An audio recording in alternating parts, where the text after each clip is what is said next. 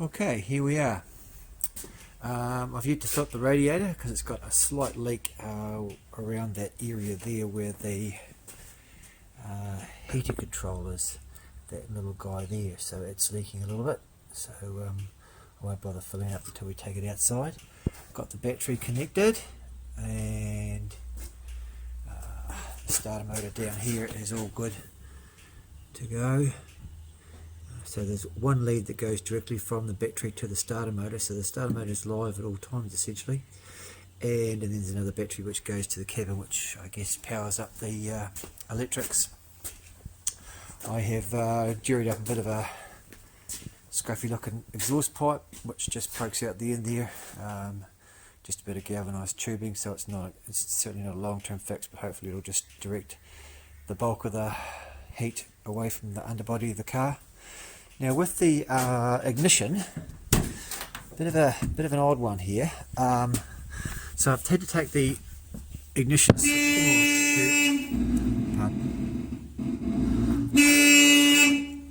Sorry, electrics are a little bit sketchy, as you can tell.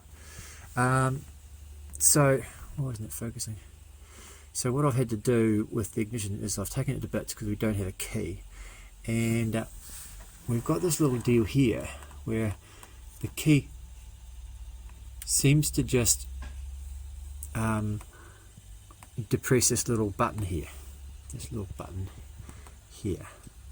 When that is depressed, this light comes on. Now I've no idea why you'd have a light. It actually shines back towards the rear of the car, towards the firewall. No idea what that's doing, but it's there. Oh, you can hear a noise back here somewhere. Oh, I think it's the fan. If I could just find where the fan control is. Oh my goodness, that horn is going to give me a heart attack before long. Yeah, I think that's what that is. Definitely sounds like the fan.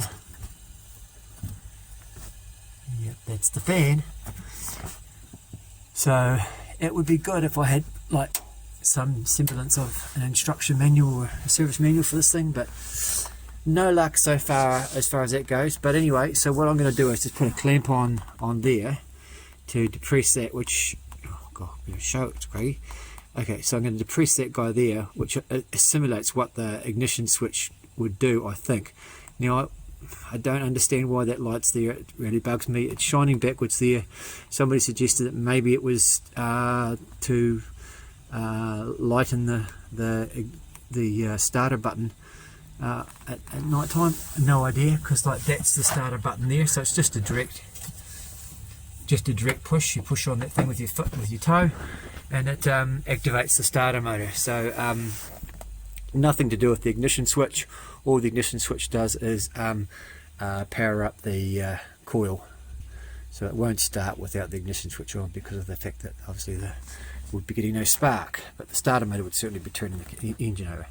So anyway, that's the deal so far.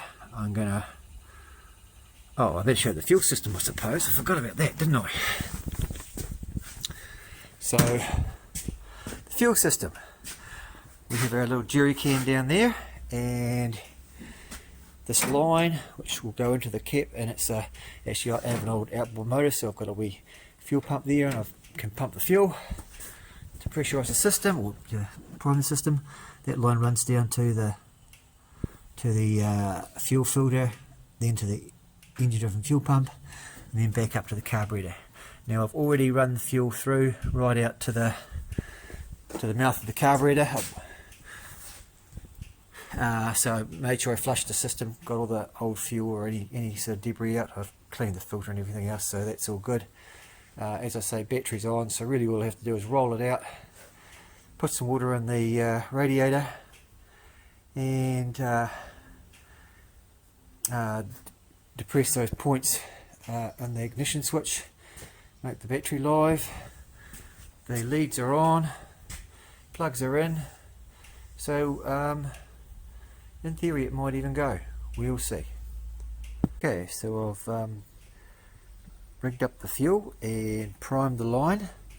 I managed to find where that fan switch was, which is quite a random place to have one, but anyway, it's passenger side, just there, this little guy.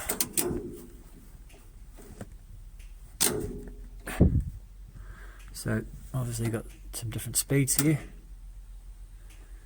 Don't know if you're hearing it, but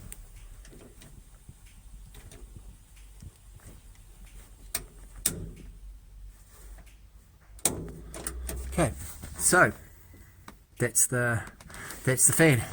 Radio works, by the way. Well, it doesn't work, but it lights up. So who knows? Anyway, next thing to do is ignition and kick her in the guts, as they say. That's the choke lever there, which actually seems to work. So we've got that out ready to go.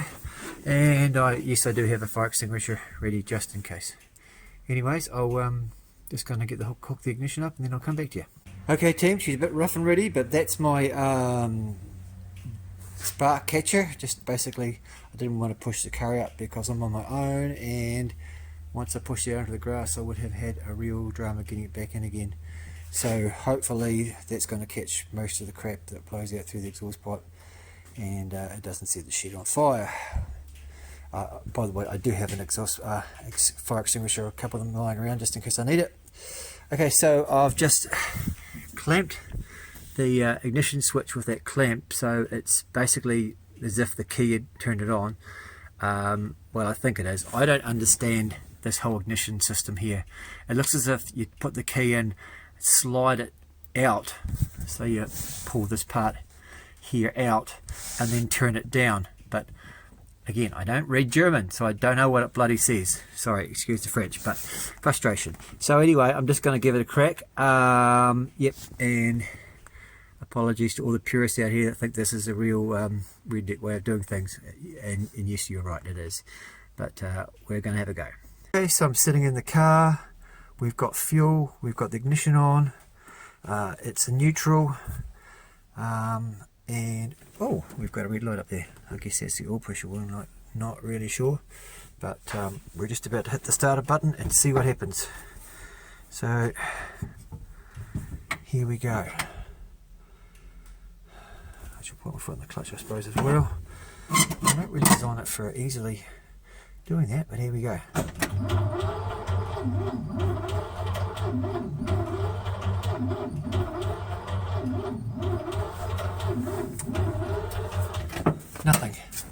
Nothing, not even close.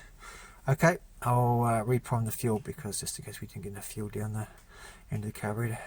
Okay, attempt number 2. I've primed the fuel again. The choke is out. It's out of gear. Foot on the starter button, and I might just give it a couple of squirts on the accelerator pump. 1, 2, 3. And clutch in, and let's see what happens this time. It's really not sounding like it even wants to try, is it?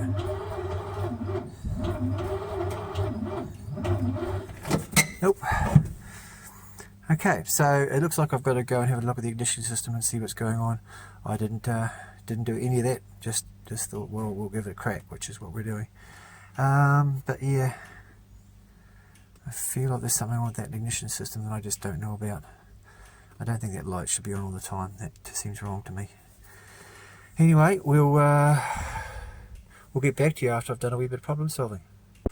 Okay, so we're going to give this one last try and see if we can get any sort of life. Otherwise, I'm going to not waste more of my battery because I don't have a 6-volt charger. And we'll have to obviously problem solve the electric system, but one more go just for old time's sake, and we'll see how we get on.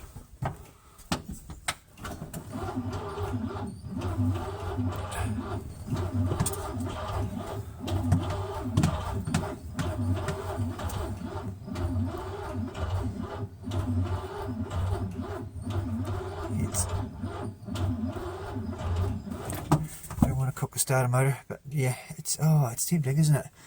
I have heard people say just hook a 12-volt battery to a 6-volt starter motor and it's good as gold, but it just turns over a bit faster, it has a bit more life, and I'm a little bit tempted to do that, but not today.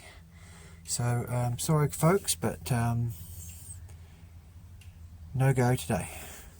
Anyway, we'll keep you posted. Thanks for watching. Okay, typical me, I can't just leave it alone. So I've just rigged up a hand starter.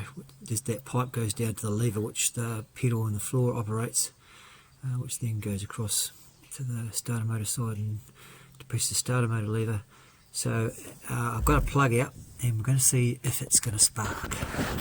So hopefully I'll position this so you guys can see, and girls maybe. Here we go. I just saw a spark. There's a spark.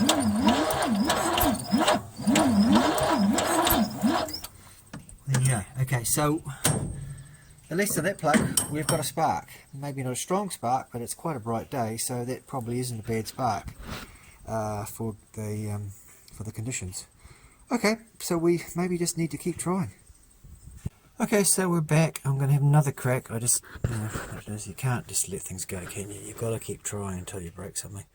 So anyway, that's what we'll do. We'll have another crack. I felt like it was almost sort of firing just before when I was checking that with that plug out. So I didn't try too hard because I didn't really want it to fire on the 5 cylinders. But let's have another go and we'll see what happens.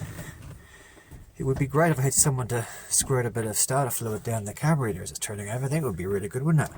Here we go.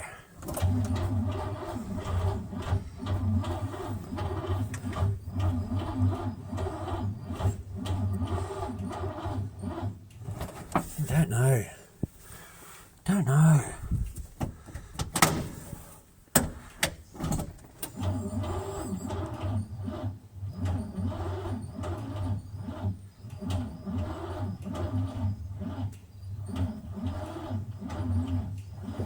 Nope, I'm just running the battery out.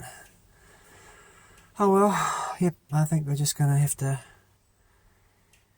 a think about this one. And anyway, we'll put this video up for you people to see, and maybe someone will come back with some intelligent comment that helps me a bit. I'm wondering if that light maybe goes out once the engine starts. Maybe there's some sort of backfeed from the generator which causes that light to go out once the engine's running. Not really sure, but you know, I don't imagine that light is supposed to be on all the time when the ignition's on, surely. Anyway guys, that's it from me. That's it for me definitely this time. And have a good week.